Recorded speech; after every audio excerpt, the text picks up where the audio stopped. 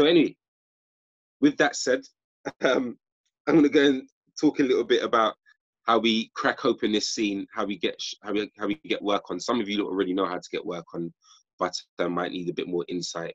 I'll talk from the perspective of my own as an associate director at the Bush Theatre and previous associate director at the Birmingham Rep. So I might be going back and forth between both the cities, and at any point, if you've got questions, just hit me up. Yeah. I don't have a massive introduction about who I am. I'm a director dramaturg. That's pretty much me. So I work across the board with new writers and established writers as well to create new work, mostly. So Amara here, now I can get you back. Shush. So Amara here has worked with me for her sins, yeah, for about 5 years. 2015. It's been 5 years, 5 years deep. She's talking, but she's got a mic on mute, which is great. So 5 years we've worked together on your first production, I assume, which is my first production in Bram, actually, and one that I hold dear to my heart. So I might talk a little bit about that process, which is Abuelo. Some of you would have seen, some of you would have heard about it. Now, Abuelo's is a functionary art space and hotel. Boop, boop, boop, boop. So the legacy lives on. Cool. So the reality of getting a project from page to stage is really slim. I'm going to be honest with you, just because I can be now. So I want you to think or imagine at the Birmingham Rep, we might have produced something to the tune of like 5 to 7 productions that were new. Out of those 5 or 7 productions, 4 of those would be commissions for established writers, and then you've got what, 7 or 1, depending on where we were at financially. 7, you've got 3 or 1 productions that would be done by new writers. So as you can see, in a second city of England, you might only have the opportunity to produce 1 play a year in one building, or 2 plays a year in one building. And I mean like fully produced, not just scratch type or here's slim budget type, but actually produce 1 piece a year. So how does that serve a community of, well, while I was at the Rep, we had a foundry that was at least 70 plus strong. So how does that serve a community of 70 plus strong? Even just that's 1 community. That's not to mention all the hundreds of other artists that never even came through the building, that we never got to engage with. So how do you serve that? You can't. You just can't. So I'm going to give you some insights today that hopefully will help you just be a step ahead of the game when we come back to the theatre world. And yeah, at any point, as I said, if you've got questions, just throw them at me. So I had a little breakdown because I was going through SALT. So the Society of London Theatres, and sorry if this is so London centric, but a lot of the data is just about London, which is terrible, but we'll get back to that.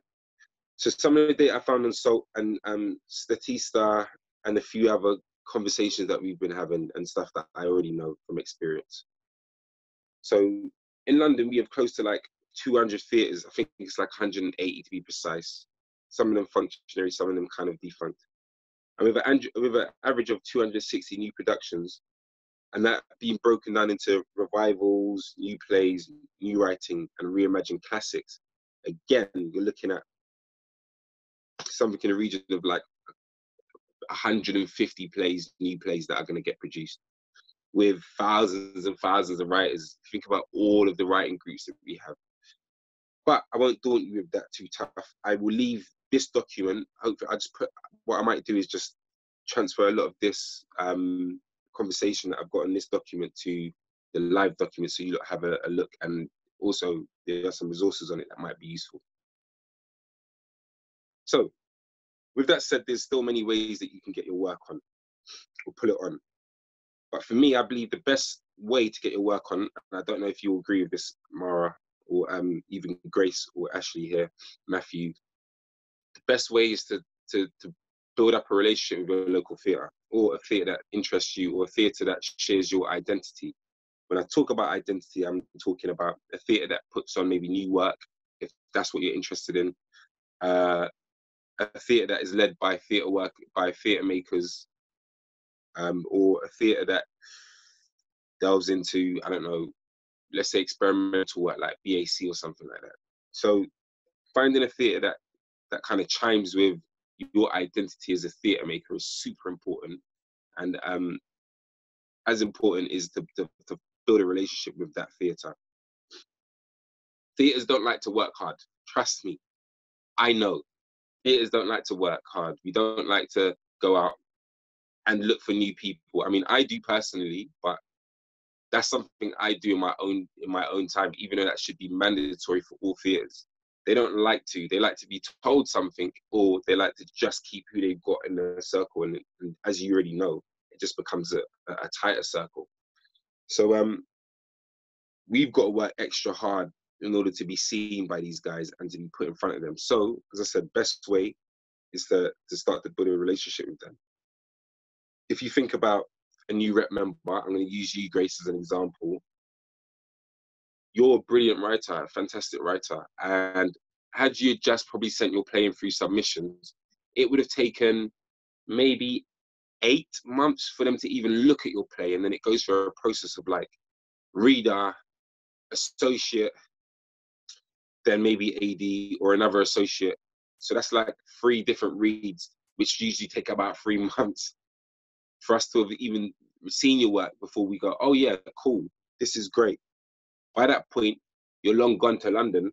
You're long gone to London and made a career as a as a strategist in like RBKC Council or something. I don't know. So it takes so long and it's so slow from going from just being seen or being recognized by a company. So Grace, who was one part of our young rep and kind of came through the ranks and kind of stuck at it, which is great. And then went away to university and came back. Like Grace was on our radar from young, but I remember coming here and them talking about a 16-year-old who was a fantastic writer. And I remember reading Grace's writing and being like, what, a 16-year-old? But that would have never got put in front of me had you not been in young rep. Simple as that. I would have never worked with Amara had you not been in Foundry, or had Amara not been brave enough at the time at university to be like, hey, I'm coming to this building, I want to make work, Rock, so make sure you look out for me. Like, it takes a bit of that confidence to be like, yo, I'm here, my hands are up high, you can see me. And we wouldn't have been working together had that not been the case. So when you're thinking about your career, you've got to make those extra steps, those push yourself out your comfort zone just to be seen sometimes. And I'm not even, this is like the beginning steps that no one will tell you about when you're 15 or 16. So yeah, I've broken it down into different strategies that will help us kind of, I guess, demystify the different relationships that you can start with theatre companies. And then I might talk a little bit about my experience. And then I want you lot to jump in.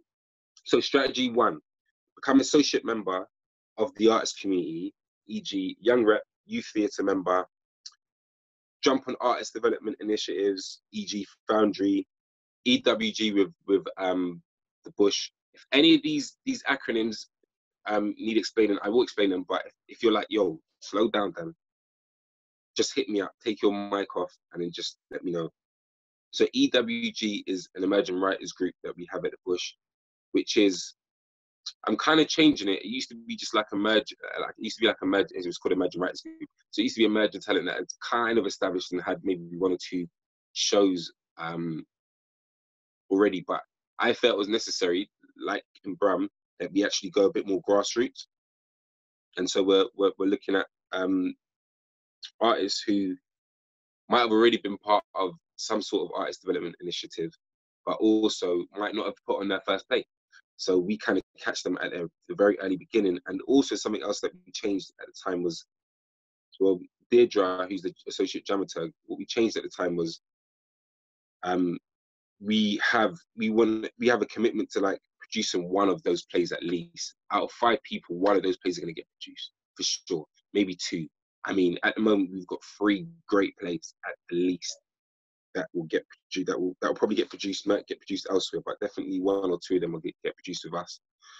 Fingers crossed. So, Royal Court Young Writers Group, Teller Was Tit, which Ashley's been part of, and BAC Scratch. Those are just to name but a few. There's also a couple of initiatives in Manchester Will Exchange that I have, and I've got that listed here. So again, I'll send you that document so you can have a look at that. And what I've just written here is, in an industry that is built on relationships and collaboration, it's important to know who you're working with and their capability. Theatres will usually have a good understanding of the artists that come through their ranks. Yeah. I use Grayson as an example. Let me just check who else is about. Sophia. So I'm doing shout-outs now. Chadwick, yes. Sienna is here as well. So Sienna will know about this. Yo, all right, yo. cool. What's good? Strategy 2. So that's a good question. How do you apply for Emerging Writers Group? There isn't a application as such, and there's no age limit. Well, the age limit is 18 plus. There is no age limit, but how we usually select people for Emerging Writers Group. So we will usually read their playthrough open submissions, read their playthrough solicited scripts, go and see some people's work, and then we suggest people.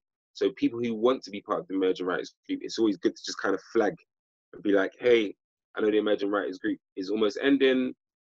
Here's a script of mine, or like, here's 10 pages of a script of mine. I'd love to be considered. We've also got a commitment that we don't really talk about, which is definitely something that's, well, it's always been there, but it's changed a little bit. And I've been part of that, which is like a commitment to having maybe 1 or 2 writers from outside of London. Obviously, I'm going to make that a thing in it. So last year we had Casey and we had Will, Casey was part of our Theatre Makers group. As some of you will know him, Casey Bailey, dope artist. And then Will Jackson, he was part of our Foundry, not last year, but the year before. So they were both from our Emerging Writers group. They've both written 2 very special things. And prior to that, we had Paddy. When is it almost ending? Well, I mean, because of the coronavirus, it's supposed to end now. But we're gonna have to extend it a little bit. Yeah, so fingers crossed we'll end it in the autumn sometime. But yeah, and the year before that we had Paddy, who was part of our Foundry, like 3 years before we kind of went onto the Emerging Writers Group. So we always have a commitment to like getting writers outside of London. Usually they're Brummies. So or people that live in Brum anyway. But that's my own secret bias. It's not a secret anymore. Shit. Anyway, strategy 2, open submissions. So I'm going to talk a little bit about this. So there's a number of venues that have open submissions. Some stay open throughout the course of the year, and some have windows. When we talk about windows, it's like a period of time where you can send your script in, and after that, they ignore you, pretty much. So you get like 3 months, sometimes 2 months, and then some are attached to an outcome like a prize or like a money, a prize. So money, when it's Alfred Fagan, for writers who are Black, you've got the Alfred Fagan Award. So you submit your play, and then you get like, I think there's a cash lump sum of £7,000. I think I've been a reader for that for a little while. So I know a bit about that. And then sometimes, the majority of the times, there's a production that comes out of it, but usually it takes a theatre to kind of opt in and be like, yo, we want to option this and we're going to take it. And then we've got things like Papa Tango and the VBAs, the Verity Bargate Awards, which is also like you get a cash prize and usually a production comes out of that. So those are open submissions that you can check out. Again, that will be part of the resource document that I sent forward.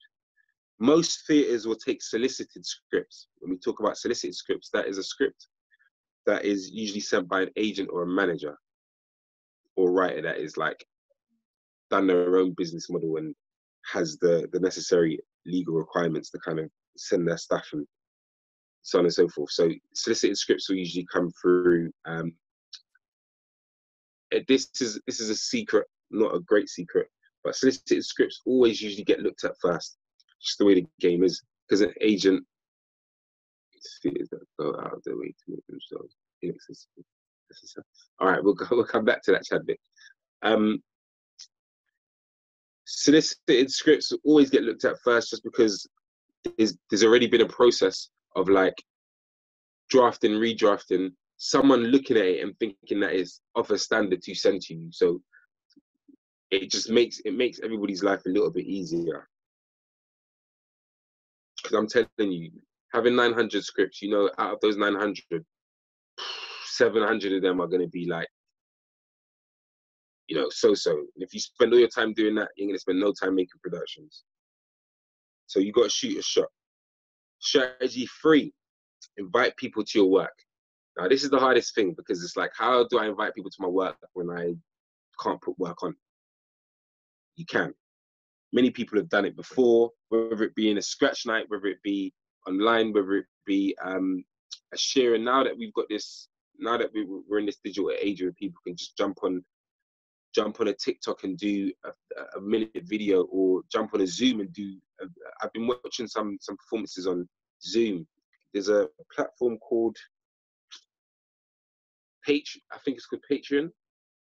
I've been watching a young lady's theatre pieces, and they're brilliant. They're like 10 minutes. She's got like a whole hour, but she's releasing like 10 minutes every so often, every couple of weeks, because she wants to keep people coming back, and actually the content's really, really good. So there are many ways to invite people to your work. Doesn't necessarily mean you have to physically be there, but if you do get an opportunity in like the Foundry, for instance, then you invite people to your work. Don't always rely on that theatre company to invite people to their work, because sometimes they're trash. And I can talk from experience. You know, sometimes I've been like, yeah, I'm going to invite someone, and then I've got 5,000 things to do. The last thing I'm thinking about is inviting Sharon from you know, Manchester home. So you also got to do that work as well. You've got to jump on and be like, yo, this is how I start a relationship with you. I'd love to invite you to my work. I've got 10 minutes sharing. Plus, there's all these other brilliant artists. Make it interesting for them. So invite them to your work. Send invites as early as you know dates. Send them as soon as you can. Even if there isn't a flyer, just be like, I'm just letting you know now. These are the dates. Put it in your diary. When it comes close to the time to send out a formal invite, I'll send that out to you. People like that. Directors like that. Dramaturgs like that. Producers like it. Seems like you're on your shit. Excuse my language so early in the morning. Fuck it. There ain't no kids here. If there is, just shout me out and I'll turn it down. I've got to send myself. But just know that it is a theatre's duty the majority of the time to come and see your work. So, you know, say it in a nice way. Oh, I'm hearing that you're getting around to seeing people's work. It'll be really nice if you can see some work from Brum. You know, we're out here doing this work. Come check for us. So just kind of, yeah, it's like a gentle nudge to people, just so they know that actually it's part of their jobs to come and see work. Strategy 4, meetings, aka cups of tea and coffee. Yo, I've never drank so much tea and coffee in my life until I became an associate. I was like, God damn. Invite people to cups, teas, and coffees, and just get to know them and let them get to know you. And go in there with questions. Make sure that you've got the right questions and things that you can't see on their website, because then people will be sitting there like, why don't you just look at the website? Just look at the website, innit? So ask personal questions. Even, I'm not saying too personal, but ask personal questions about the work that they produce, because that's stuff that won't usually be online. Ask stuff that's more specific to the theatre. As I said earlier, it's really important that you find the theatre that shares an identity with you. Like, I can't express how important that is, that people will come and be like, yo, I've got this reimagined classic. Someone said to me, and this is a really big person, came to me during this quarantine, was like, yo, I've got these Shakespeare pieces. I think they're bad. I just kind of, you know, like when I was on the phone, I was just blinking. Do you know what the bush does? That you're now, what are you trying to change the bush from the outside in then? That you want us to do Shakespeare's? Is everyone else, Young Vic's doing Shakespeare's? National's doing Shakespeare. You know what I'm saying? RSC's doing Shakespeare. We're not doing Shakespeare. So like, come with that new work. That's what we do. And people will argue, oh yeah, it's a new, it's reimagined. It is new work. Yeah. New writing as well. What I've said here is kind of try and make those meetings as convenient to the person as possible. So if you're gonna meet someone from Plymouth, like chances are they're not gonna get on the train for 3 hours to come and meet you unless they're already coming down here. So if you're going down there, make sure it's like the cafe near their building or in their building cafe. And these are really simple things, but I'm just stressing how important they are just to kind of start that relationship right. And strategy 5. So I've only got 5 strategies so far. So strategy 5 is find a director or a producer. This is usually a big challenge when you're kind of introducing your new work to someone, but usually there'll be someone that can advocate for your work. 2 heads are better than 1. 3 heads are better than 1. So if you've got a producer or a director that is literally pushing your work, I mean, there's no better advocate than that. Someone who really wants to get your work on. And usually a director is a good person to have and a producer is a good person to have because they are part of the decision-making team. So find producers, find directors, you are interested in your work, you want to see that get done.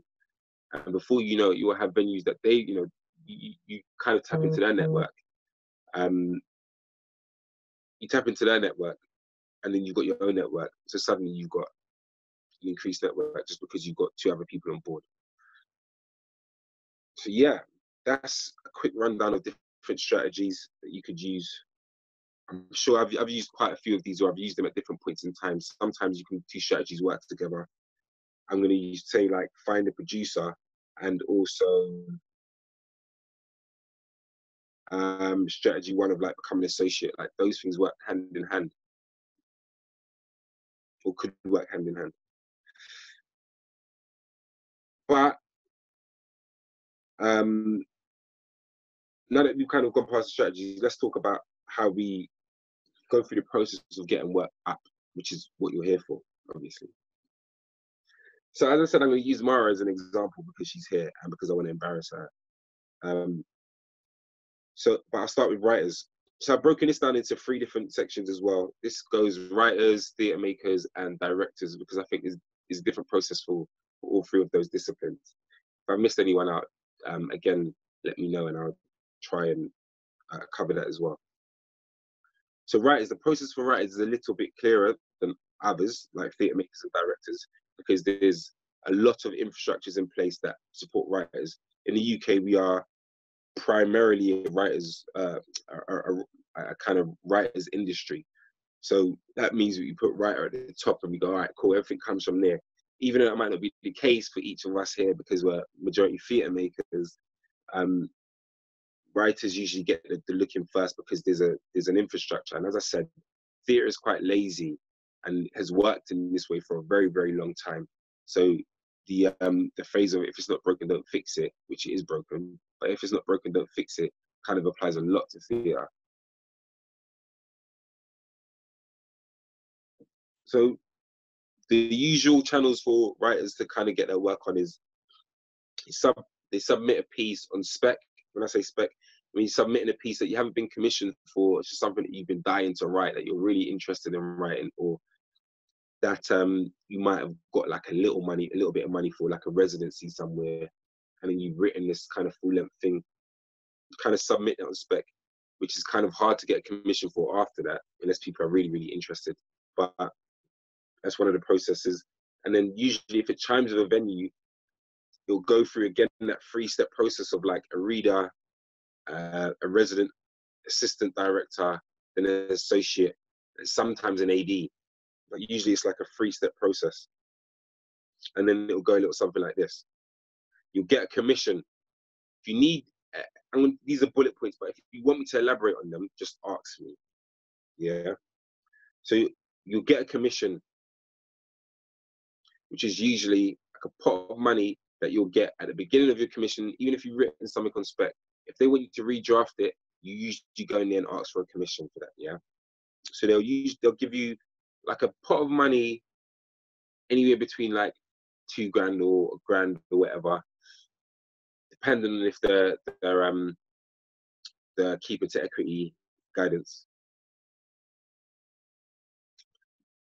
Big rolls of eyes. At the beginning of your commission, and then on completion of your first draft, which is like your 3rd or 5th draft by that point in time, if you've written on spec, then they'll give you another pot of money for the second part of your redrafting process. And then usually if it goes to production, they'll give you another pot of money, and then you go into royalties, yeah, once the production's on, or whatever you negotiated or whatever your agents negotiated. So it's like royalties, sometimes box office, blah, blah, blah, blah, blah, blah, blah, blah. If it goes tour, you get a little royalty from that, and so on and so forth. So you get a commission, and then it'll usually have a reading sometimes it won't. Have a reading with some professional actors, or sometimes the company will just do it amongst themselves because they've got actors within their workforce. Sometimes you'll get a workshop development. So if there's a scene or there's like one act in the middle of the play that you need to crack, usually you'll get a reading, and then it'll have a workshop where you kind of get the opportunity to crack that second act or that third act, or a couple of scenes where it just needs to tie in. You'll get a workshop or a workshop R&D. And then usually it'll get programmed, hopefully, fingers crossed. And then they'll ask for another draft or 2 or 3 or 8. You know, like, I'm sure people like Jez Butterworth, he was talking on one time of like doing 8 drafts before he even got looked at. So I'm sure he was into his like 16th draft by the time they were looking to program stuff. Then you'll get your creative team recruitment, so your directors, your producers, if you haven't already got one, or if the theatre's not producing it, your lighting designers, sound designers, set designers, so on and so forth, video designers. And then we go into pre-production. So that's, again, if you've got music in the piece and you want to do some more R&Ds or some workshops before you go into rehearsal, so you know what you're looking at, you don't have to worry about that sort of stuff. You kind of focus on the play. You might go and do something for pre-production. If you're a dramaturg, you kind of collate all the information that you need to research. Yeah, hey, listen, let me know if I'm boring you, man, because I'm starting to bore myself. So yeah, pre-production, production tour, yeah, and then you go to production and tour, etc., etc. So I'm gonna use Mara as an example. Mara, do you want to jump in? No. You should hear something else. No, I don't. So, just can you talk us through the process? I'm putting you on the spot now. It says me you are open. Yeah. Can you explain a bit of your process of Abuelo, please? How that came to. You really are testing me now. So that was like you said, that was about 5 years ago. Well, about 6 years ago, I was on Foundry when I started to write it. And I did about 2 or 3 scratches, I think. No, 2 scratches before we started working together on it. And I thought it was like such a naff idea at the time. But I was still in love with, like, Abuelo is about my granddad, by the way. So I was still obsessed with like trying to find a way to tell a story about my granddad when me and Daniel started working together. And I can't remember what happened first. So we did the showcase at the end of Foundry, where a number of producers and decision makers from theatres are kind of brought together to look at work. And there was some interest there, which then led us to share with Talawa and Oval House. So that was kind of like over the next 6 months. And then the rep already committed it? I can't even remember. I think the rep. at the end of like Foundry, after Foundry kind of said like, let's do it. And that was I think that was the year after. So 2016, I was 7 months pregnant. Oh boy. There's a pattern here.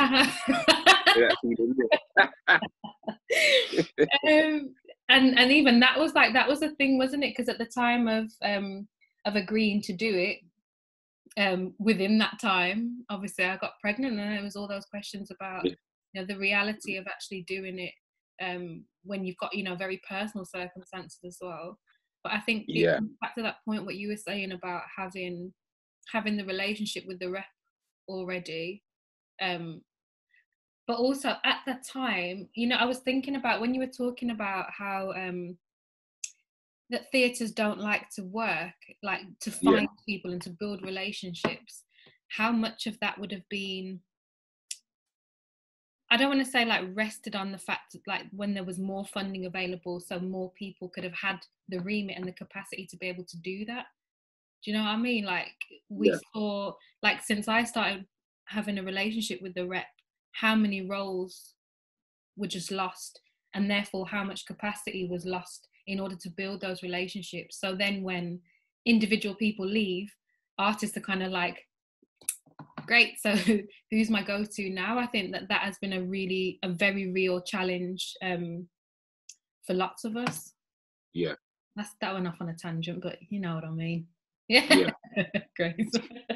It's difficult because so much happens behind the scenes that we're just not honest about, which is also like, I would love to have been honest with a lot of the Foundry. So a lot of the guys that are here now, they weren't a Foundry because I myself and like Tessa were really super charged about the work that they were doing, and they excited us, and we weren't able to kind of finish that work. We weren't able to go the full 9 yards with that because of all the infrastructure changes that were happening behind the scenes. And lo and behold, like I can't, I'm in Birmingham 1 week, and then I'm in London for like 5 weeks. So there was so much happening behind the scenes that just didn't allow for the nurturing of the artists that we wanted. So then I guess there's like that falls in a producer's lap now, and the producer's like half-hearted about it. The work's not going to reach its full potential. The artist ain't going to reach their full potential because suddenly there's a big gaping hole of skill sharing that just wasn't happening, or like support that just wasn't happening. So, and then who suffers? Not only the artist, but the city suffers, because then you're not producing those art. You're not producing the artists, so they're not getting that look, or they're not getting seen to then go away and like, or go somewhere else and develop their careers. Like, as I said, I'm lucky that there's so many artists in Brum that I love, and that I'm going to keep pushing, and that I'll put in my work, and that will ride the wave with me from here until the end, until I finish. But okay, yeah, I'm looking at those. So I'm looking at those now. But there's still so much work that the city needs to do. I'm talking about Birmingham specifically. There's so much work that those guys got to do. Like, you can't recognize that the people in your city are so talented and so brilliant and have such a unique way of storytelling, you're fucked. Like, if you can't see that and you can't nurture that, you're gonna die. Like, you're gonna die. Yeah. That's the theatre scene will die. And it's hard because who suffers then? The people. Yeah. And it's something, so, when you were talking, even like having, one of your strategies was about having a director or a producer, Cheltenham, having a director or a producer who could advocate for you. Like, even the idea of like that having to be a beautiful alignment of like values and everything, like that's a form of, I don't know. Do you know what I mean? Like, in the Abuelo process that Daniel's talking about, it was so enlightening when at the end, I don't mind sharing, at the end of the Foundry Showcase, we had a producer who kind of came up afterwards and was like, I'm hot shit, I'm going to do this, that and the other for you, I'm going to blah, blah, blah, blah, blah, sick with me, kid, basically. And I really like, me and Daniel, like we really love working with people in a totally holistic way. So be part of the creative process, like come in to the room, like doors open, blah blah blah blah. And this producer, like we started working with, and kind of came in and said, you know, I would much rather you speak about your white grandma than your black granddad. I'd find that much more interesting. So then you've got this producer who's like basically pitched themselves to us and to making the show happen, who fundamentally misses what it is that you as an artist want to talk about, or what's really important to you, or even why you make. So even those relationships need to be so aligned, because again, if those are the people who are going to go and advocate for your work and they miss the fundamentals, what then comes of your work? Like, where does your work go if they don't even know how to communicate it properly? Yeah. And then if you live in Cheltenham. Sorry, Danny. Sorry. There's no hard fast approach to this. It takes so long to build a relationship. Sometimes the relationships just come naturally and organically, and they work. But everything has this time limit. You think about the greatest producers that have worked together. You think about The Last Dance. The Last Dance is a prime example. There's someone in there, that Jerry dude, there was someone in there. Sorry guys, I've gone on a tangent myself. So The Last Dance is a sports documentary that's happening now about Chicago Bulls' last season in 1998, the last title-winning season in 1998. There was a title-winning team there, a team of warriors that were breaking records. And in that moment, yes, Chadwick. In that moment, the general manager thought it would be sensible to announce that he's going to break up the team at the beginning of that season. I don't know if it was to motivate them. I don't know if it's because he truly, genuinely believed that. But whatever he did was at the detriment of that team, because that team broke up after that. And the Chicago Bulls, I don't think, have ever recovered since that. So similar to relationships within the theatre industry, a lot of the time there's a course, it runs its course, and you just got to be ahead of that. So actually this relationship's great, but I'm going to need to move on or have a different relationship in order to progress my career. So you start with a theatre scene, and then you go, actually, I'm going to have an individual producer that produces my work, like Demi. Demi has Tony Lewis, and that worked really well for them. She's a creative producer. I'm going to get into that now, actually. Some theatre making stuff. I'm going to get into that now, just so I don't lose track of time. But you've got to be ahead of the game. You've got to be looking not only at venues that kind of suit you, but people suit you too. So you go and see a show and you're like, actually, this is a really dope show. Normally you'd be like, who's the director on that? Actually, look out and check out who the producer is on it. Who's the producer on that? Let me contact them. Let me have a conversation with them. Let me go for a cup of tea with those guys. They're a bit more flexible because they're mostly freelance. So sometimes it's easy to start that connection with them. So we had hard times with producers. But anyway. So theatre makers, this is a slightly trickier terrain, as we all know, because it's like, what is a theatre maker? Because theatre makers are usually hybrids of like writers, performer, and then either like a director, live artist, poet, dramaturg, producer. Listen, Alia's sitting there, Alia knows, Jay, you're sitting there, you know, Mara, you know, Sienna, you know. I can mention all of you, you all know that. It's like you don't fit into one box. So the process is a little bit more bespoke. And what you need from that is people that are going to stay with you on that journey, that understand it. Because it's not as simple as like, hey, I'm going to hand in this written piece of work. And through this written piece of work, you're going to be able to see what its production is. It's not usually like that. It's kind of harder to communicate your vision. So it's important for you to have like a really shit hot treatment. Some of you will know what a treatment is, some of you won't know. So this kind of treatment will be the thing that presents your work in the best way that you possibly can without it being presented with you physically there. It could, but it could also be a video. It could be like 10 minutes.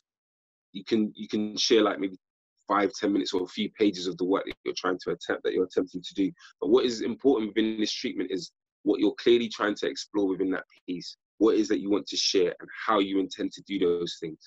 So a live artist might have one part installation where they then spit poetry as part of that installation, and then it moves around the space, so it becomes a promenade piece. But you need to communicate that so clearly that people can, as I said, we don't like to work hard, so you need to communicate that so clearly that someone can pick it up, read this treatment and go, okay, cool, I know exactly what it is they're trying to do. And then you might offer like a 2-minute video that's like part of your spoken word or part of your written component to this piece of theatre. And then we get an insight to you as a performer as well. So we get the insight to you as a performer, we get the writer, and then we get the vision as well. Yeah, so make that part of your treatment and part of the document that you send to people, so people have a clear idea of what it is that you're trying to achieve.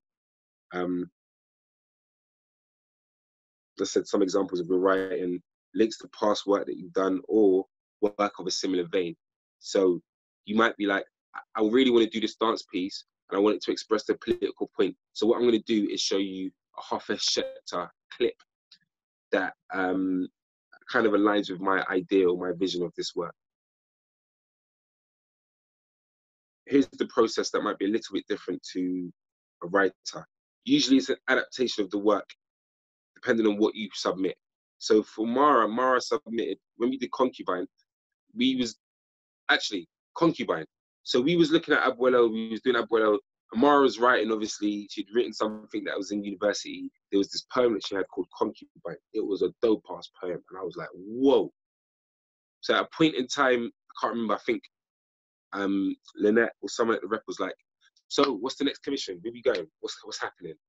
And Mara was like, I've got all these ideas. She spit out like 5 ideas, but Concubine was the thing. Concubine was the thing that we kept coming back to. So it was a poem, and it had, I don't even know, like 10 stanzas. I can't even remember. It was a long ass poem. But within the poem, there were stories in it. There were stories, and we kept going back and forth of like, how do we tell this story, which isn't necessarily our story? Because Amara is always trying to see the truth in things, always wants to bring the truth out of things, and always wants to share the truth of a certain situation. So, this being a South American woman, he was a sex worker, and we didn't quite know how she'd got there, but she was there. We wanted to explore it much closer to home and make it much more truthful to Mara's experiences and the experiences of many other women who come from the region. So we had the story, we imposed it on this young lady who didn't have a name. People still ask me all the time now, what was her name? What was her name again? I was like, she never had one. Girl. Girl. But that's the thing. She a woman of no name. And then we kind of built Concubine from that.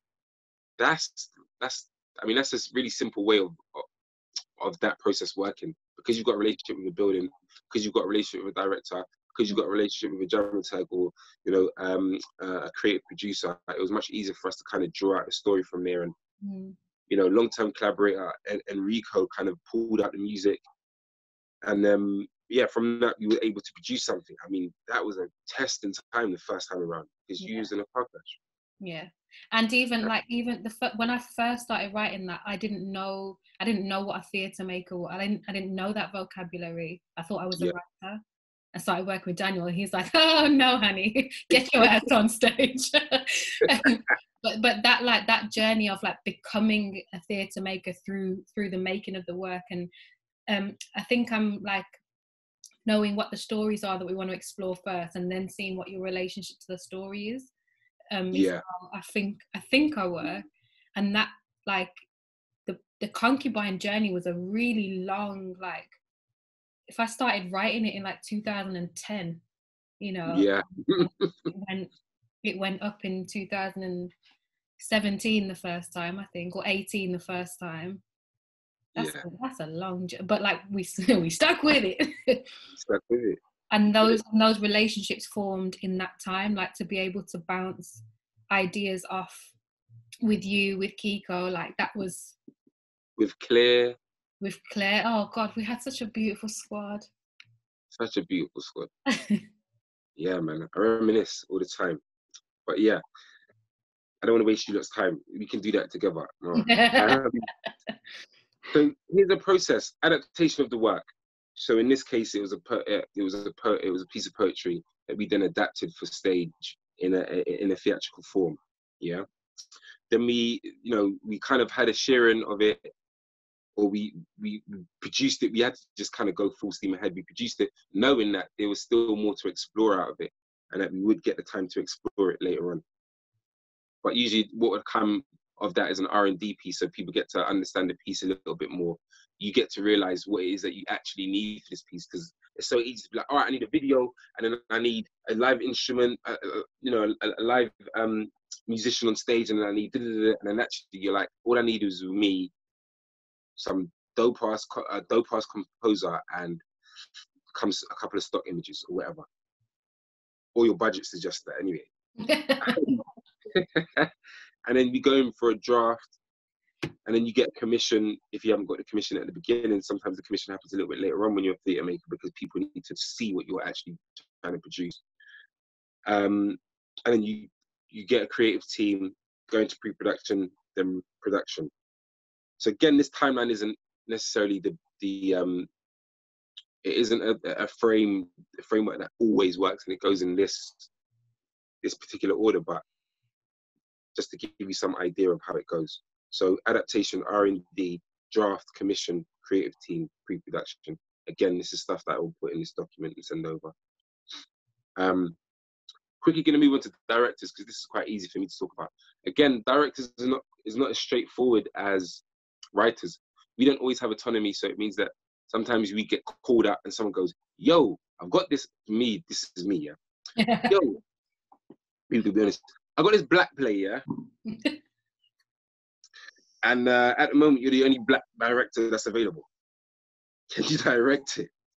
I'm like, the black experience is so vast. Nah, I don't want to direct that. Let someone else do it. I want to choose my shit. No, I'm joking. Sometimes I'm like, yo, I need that money, man. Let me do it.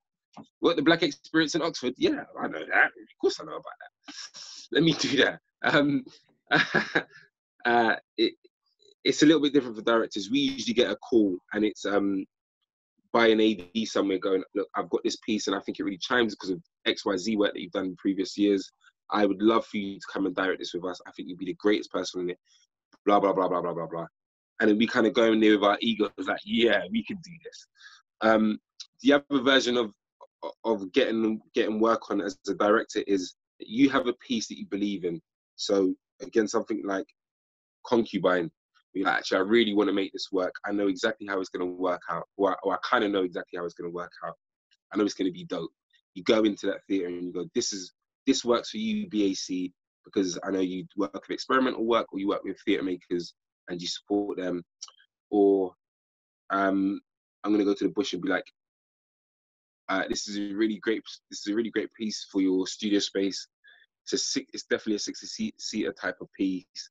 So you kind of go in there with your research of the building, and then you kind of present this piece of work, and usually they say no or yes, depends on how they feel.